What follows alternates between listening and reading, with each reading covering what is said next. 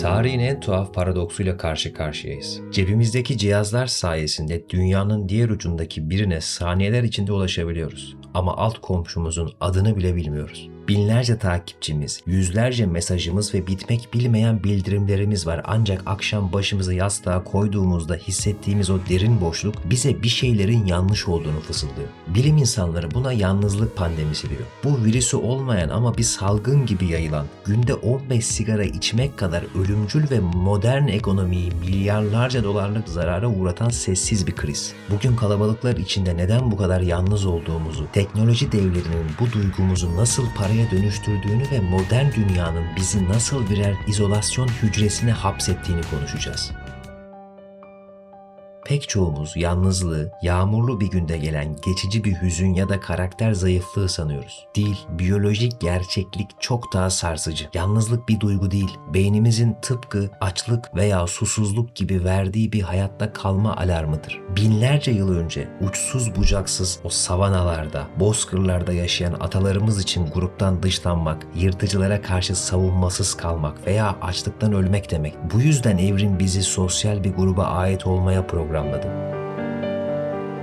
Eski Roma'da en ağır cezalardan birinin idam değil, eksilyum yani sürgün olması tesadüf değil. Çünkü toplumdan koparılan bir insan zihnen ve bedenen çökmeye başlar.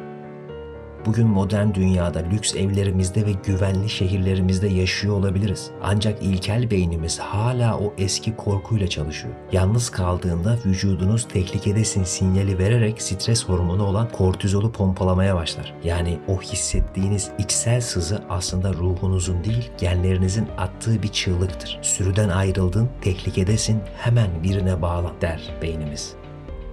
Fakat trajedimiz burada başlıyor. Beynimiz bizi fiziksel bir bağ kurmaya zorlarken biz bu açlığı dijital bildirimlerle yani o sahte gıdalarla bastırmaya çalışıyoruz. Dijitalleşme bize yüzyılın en büyük illüzyonunu sattı. Her an herkesle bağlantıdasın ancak bu susuzluktan kavrulan birine içmesi için tuzlu su vermeye benziyor. İçtikçe daha çok susuyor, bağ kurduğumuzu sandıkça daha da yalnızlaşıyoruz. Sosyal medya platformları bizim sosyalleşme ihtiyacımızı karşılamak için değil, bu ihtiyaçlarımızı devasa birer veri madenine dönüştürmek için tasarlandı. Algoritmalar beynimizin o ilkel kabul görme arzusunu manipüle ediyor. Bir beğeni, bir yorum ya da bir story görüntülemesi aldığımızda beynimiz kısa süreli dopamin patlamaları yaşıyor. Fakat bu dijital atıştırmalıklar gerçek bir insanın gözlerinin içine bakmanın veya omzuna dokunmanın yerini asla tutmuyor. Algoritmalar bizi mükemmellik filtresinden geçmiş hayatlara mahkum ediyor. Ekranı her kaydırdığımızda başkalarının en mutlu, en başarılı ve en kalabalık anlarını izlerken kendi sıradan, filtresiz ve bazen sıkıcı gerçekliğimizle baş başa kalıyoruz.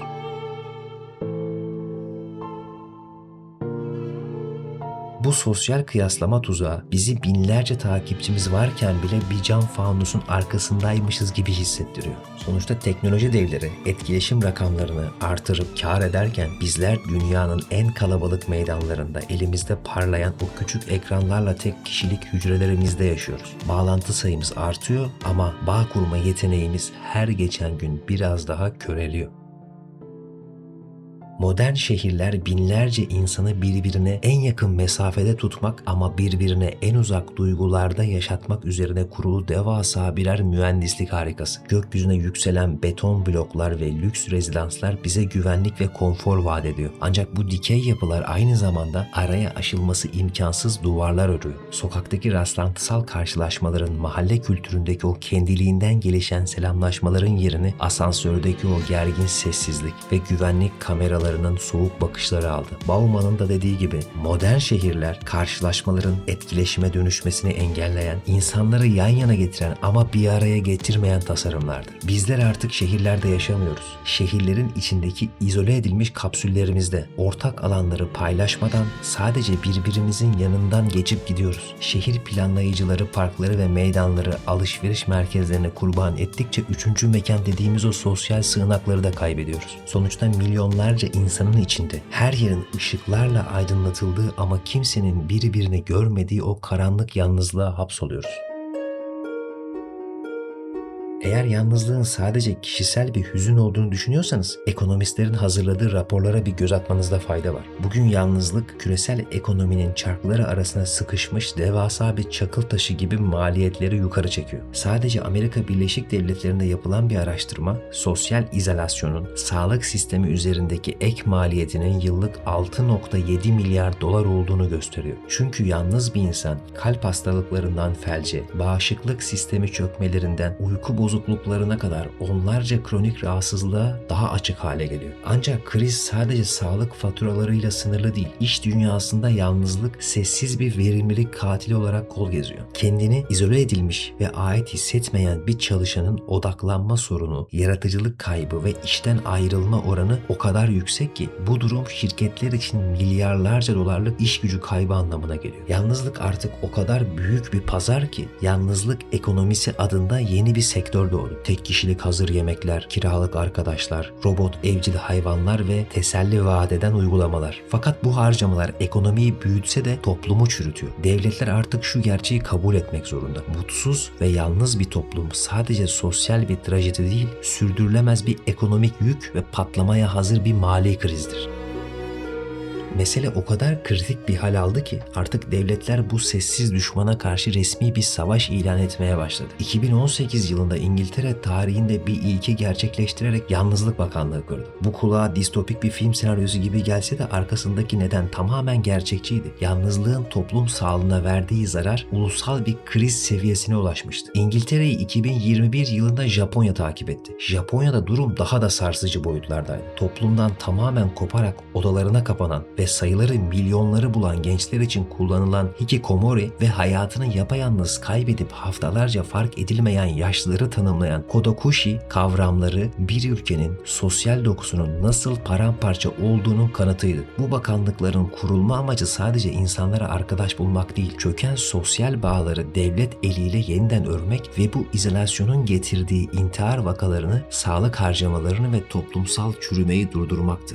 Görünen o ki 21. yüzyılın en büyük jeopolitik savaşı dışarıda düşmana karşı değil, modern insanın kendi içine ördüğü o görünmez duvarlara karşı verilecek.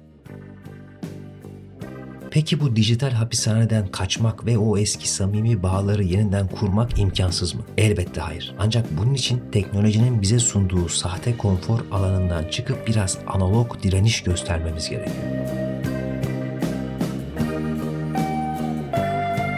Çözüm tüm sosyal medya hesaplarını kapatıp bir dağ başına yerleşmek değil. Teknolojiyi bir amaç değil, sadece bir araç olarak kullanma iradesini yeniden kazanmak. Bugün size bir görev düşüyor. Bu videoyu kapattıktan sonra bir algoritmanın sizi yönlendirmesine izin vermeyin. Uzun süredir sesini duymadığınız bir dostunuzu arayın. Marketteki kasiyere sadece ödeme yapıp geçmeyin. Gözlerin içine bakarak samimi bir şekilde kolay gelsin diye. Unutmayın, insanı insan yapan ekrandaki pikseller değil, birbirimizin hayatına bıraktığımız o küçük ama gerçek izlerdir. Kabuğunuza çekilmek sizi güvende tutmaz. Sadece dünyayı dışarıda bırakır. Oysa o dışarıdaki dünyada sizinle aynı yalnızlığı paylaşan ve bir merhaba demenizi bekleyen milyonlarca insan var. İlk adımı siz atın, ilk selamı siz verin. Çünkü modern dünyanın en büyük devrimi birinin elini tutmak ve buradayım diyebilmektir. Bu kriz ancak böyle bir devrimle aşılabilir. Bu bir yargı değil, bu bir kafa muhabbeti. Bir sonraki dosyada görüşmek üzere. Abone olmayı, videoyu beğenmeyi ihmal etmeyin.